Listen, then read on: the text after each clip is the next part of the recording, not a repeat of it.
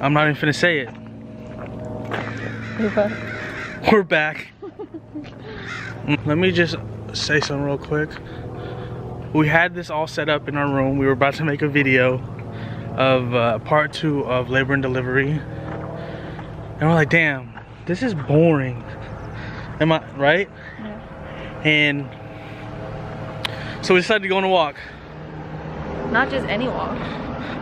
Her first walk. I don't know if you can see it. Can you see her? Yeah, a little bit. It was bright. We don't have any footage of after she was born.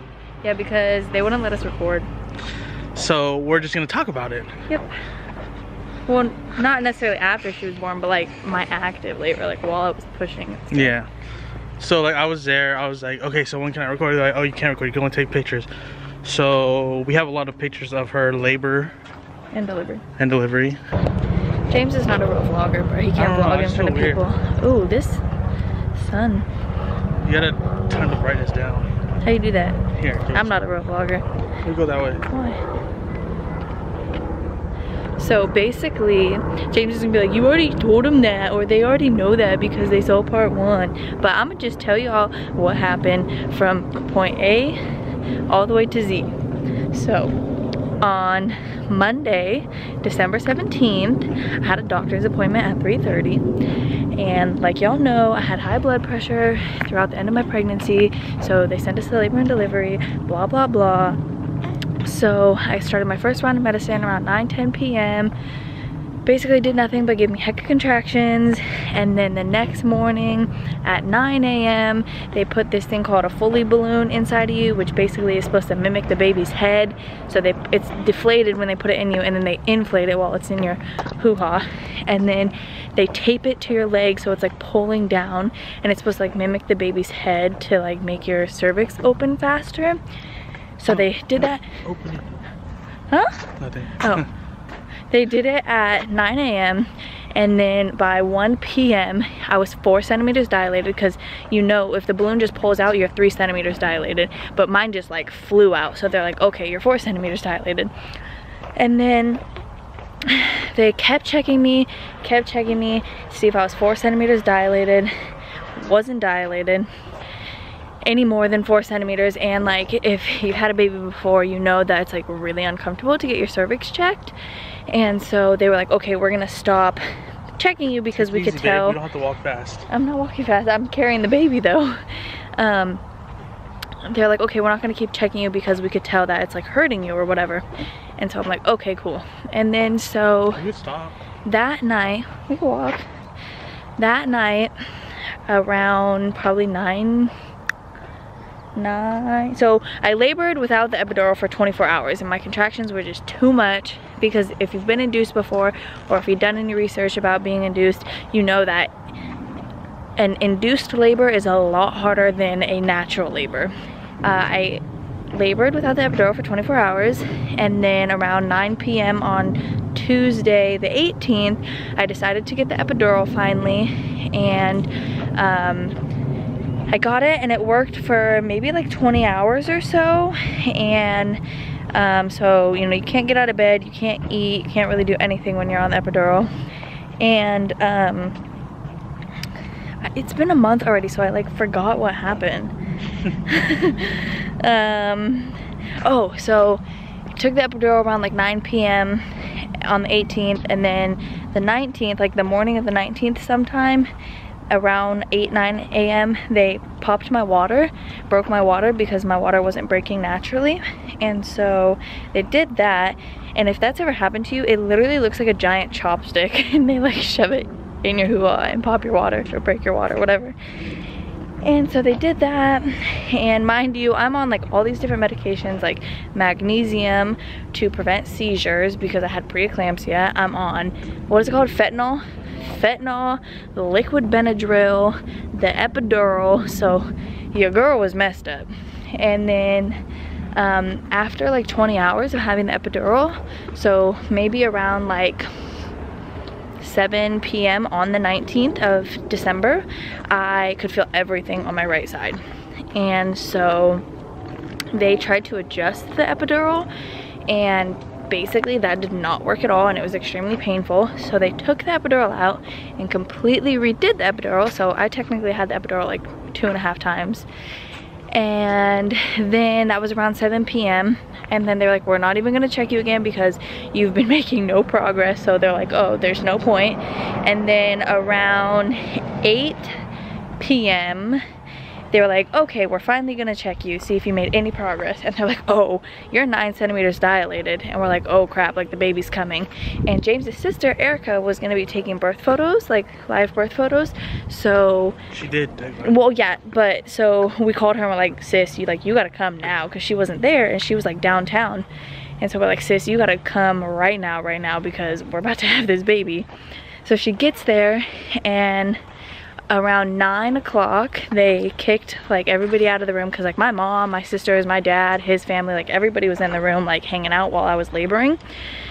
Kicked everybody out, and the doctor's like, okay, we're gonna do one practice push to like see how long we think you're gonna be pushing for, because you can push anywhere in between 5 minutes to 24 hours. I mean, there's women that push for a really long time before they have to have an emergency C-section.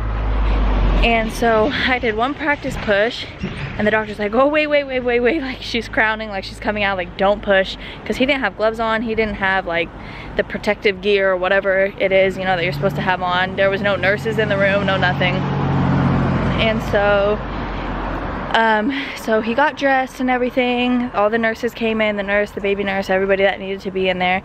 And then I pushed like, I think, what is it, 4 or 5 times? 4 or 5 times. 4 or 5 times. And she came out, and it was so funny because like while I was pushing, the doctor that we had was amazing. He was super nice. He wasn't even a doctor, he was a resident. And so we were like joking the whole time, and he was like, oh, she has hecka hair, and like was like doing little twisties with her hair while she was coming out. And we were talking about like if he had kids and if he wanted to start a family and stuff. This is while she was literally while I was giving birth, like while I'm pushing her out of my hoo-ha. And so we pushed her, I pushed her out, and they put her on my chest, and she made absolutely no sound. Like didn't move, wasn't crying, didn't make any type of like squeal, nothing, didn't make any noise, didn't move. And so the baby nurse like picked her up right away and was like, Dad, you can't cut the umbilical cord, like we have to take her. So we're like, what the hell? Like, because one, if you're a mom, or if you've ever seen in the movies, it's like terrifying when you know, the baby comes out and there's like no noise, they're not crying. Like that's like the worst thing. Like you're like, oh my god, my baby's dead. Like that's honestly what you think. Well, at that point when they had the baby, or when they had Rosalie, I was like, is she okay, because like they would lift up her arms and they would just fall. Yeah, like she was like a noodle. And they're saying that like she could possibly go to the NICU, but the baby doctor was like, no, she should give her an hour. Yeah. And then that's when she started responding. She started moving, so we were all good. Yeah, like she was alive, but they considered her like unresponsive because the medicine I was on, magnesium, like I had mentioned earlier, to prevent seizures, it also like, she's inside of me. And yeah, it makes you really tired. She's inside of me, so every drug that I'm getting, she's getting too. So I'm on all these different drugs, so she's all drugged up, basically, was the issue. And so we were both all drugged up, and so they considered her like unresponsive. Like she was alive, she was breathing, but she was unresponsive. And so because of all the drugs that we were on, the same thing happened to me basically, but it was my uterus that was unresponsive and not like me mentally. So basically the way that Erica and James explained it, because they were both in the room watching obviously, was that the doctor literally had his whole arm like up to his elbow inside of my hoo-ha. Oh my god. And then the other one that shit's crazy, on top of my stomach, and he's like squeezing my uterus from the inside and like on the outside. So he's like basically massaging my uterus to like get it to respond, because it wasn't doing its job. Like my uterus was like unresponsive. Okay, so cut it there. At that point, Rosalie was born. She was in the like the little baby, what is the baby warmer, because she was too cold. And well, they all go there after that because they need to get the baby up to temperature. So I'm over here because Rosalie's not really responsive. She was moving like a noodle. Bethany's over there blood gushing out, doctor pulling out blood out of her, blood out of her. Like, mind you, so like pause. Like, I know that I know that that's like normal to bleed after like you give birth, but it was like an extreme amount. Like it wasn't like right, just, like, no, because her uterus was unresponsive. So like us being first parents, like I'm like, dude, like, is Bethany okay? Is Rosalie okay? And I'm just like going back and forth, and my sister's like, go to Rosalie, go to Bethany, and I'm like, oh my god. I was like, I didn't know what to do. So obviously everything is cool now. Yeah, but I was really lucky. I didn't rip. I didn't have any type of ripping or tearing or hemorrhoids or hemorrhages, whatever they're called. Really the most painful part of my delivery was like after, when he was trying to massage my uterus back to life. That was like, I didn't cuss at all during my delivery. I was laughing. There's pictures of me in our birth photos laughing and smiling and like looking hella happy. And then like I started cussing like once they started massaging my uterus, because that stuff hurt hecka bad. But yeah, she ended up being fine. She was born on December 19th, 2018. At 9:49 p.m. She was 5 pounds and 11 ounces, and she was exactly 20 inches tall. This guy, 20 inches long, they consider Sorry. it. But comment down below, do you think it's long or tall when they're a baby? Because that is a very frustrating subject for me to talk about. But so yeah, we ended up going up to the postpartum room. She was fine, yada yada yada. So basically the medicine magnesium that I was on, after you give birth you have to be on it for 24 hours after you deliver. So we knew we were at least staying obviously one night in the hospital. So, and then we found out that you have to be monitored another 24 hours after you're off it. So it gave birth on Wednesday, was on the magnesium until 10 o'clock Thursday night, was monitored until 10 o'clock on Friday night, and then we finally got to go home Saturday morning. But what was really cool, we delivered Kaiser in Roseville, California. They have a nursery, and they like offer to take the baby there at night so you could sleep. So like we didn't really ever get any practice like having her at night until we finally came home. But it was really cool that they did that, and they would bring her back to feed, and then I wouldn't even have to change her diaper or anything. They would take her back to change her diaper and rock her back to sleep. And basically that's it. No, because we'll say the rest in our 1 month video. Well, no, I'm not talking about that. Well, wait, so does the breastfeeding go in the 1 month video? Yep. Okay, so yeah, so kind of disappointing that we don't have footage. I know, I'm so sorry. We'll find some. If I had some on Snapchat, I'll put them in here. I know I might have some on Snapchat that I saved, but I just want to say like, comment, and subscribe. Tell us what you thought. If you had any like similar experience. Yeah, tell us what like, what your experiences were when like you had your first kid. If you were induced, or like if you natural, had preeclampsia, if you had an epidural. Yeah. Like if you're a dad, if you almost passed out. I didn't almost pass out though. I thought that he was like barely gonna be able to look. Like I thought he was not gonna be able to like stand to look at it. This dude didn't take his eyes off. Like he was so stuck on my hoo-ha and watching her come out. It was interesting. Oh, and I was gonna say too, like, so obviously if you ever had a baby and you had and you had the epidural, when you're pushing, like, so I'm like pushing, right? And like I was like, James is like, you're doing so good, like, you know, keep going. I was like, I'm pretty sure I'm just holding my breath, like, you know. But yeah, this was so out of order. Anyways, like I said, once again, we'll come back with a 1 month video within the next week, I swear. And the next week, we swear to God. We swear. Yeah, go. Like, comment, subscribe, give it a thumbs up. Thank you guys for watching.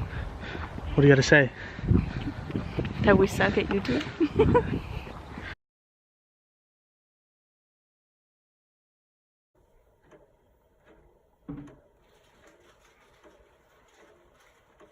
Two of my favorite things in this whole wide world.